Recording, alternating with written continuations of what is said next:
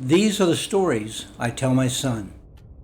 Newspapers were using the term mass murder to describe my brother in '73. A year later, an FBI profiler for the first time used the term serial killer. That term has taken on a mythological stature. They put my brother in the most notorious prison in Florida. He escaped. They captured him, and they gunned down the guy he escaped with.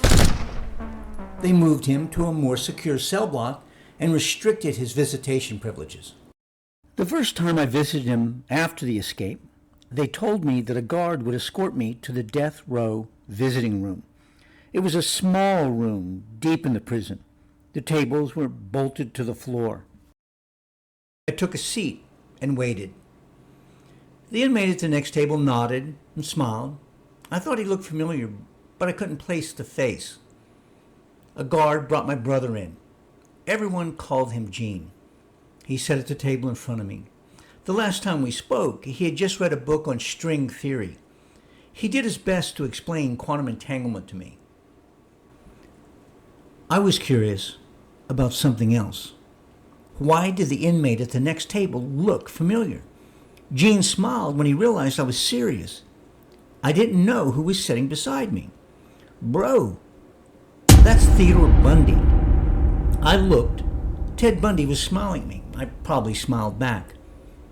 I had a serial killer sitting in front of me and another one sitting beside me. This was strange, but I've seen a lot of strange things.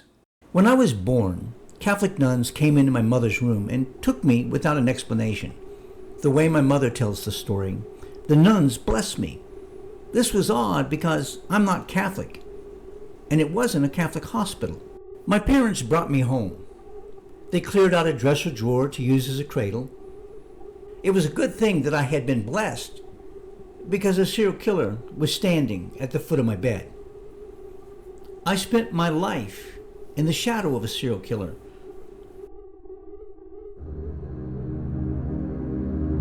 I never imagined that I would encounter another serial killer in my lifetime. But every time I came to visit my brother, there was Bundy sitting at the next table.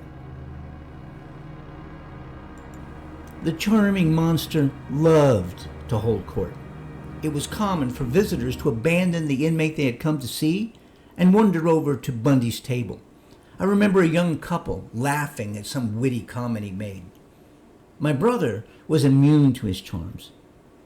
He called him Hollywood. He said that Bundy was talking himself to death. Ted had a romance with the press. He gave interviews, flashing his boyish grin. He bathed in the attention.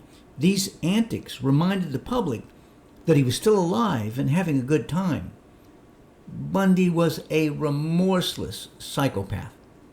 Florida, a state with no income tax, spent $7 million to kill Bundy. Bundy's wife left with their daughter before the end, but that's a story for another time. Feel free to leave a comment.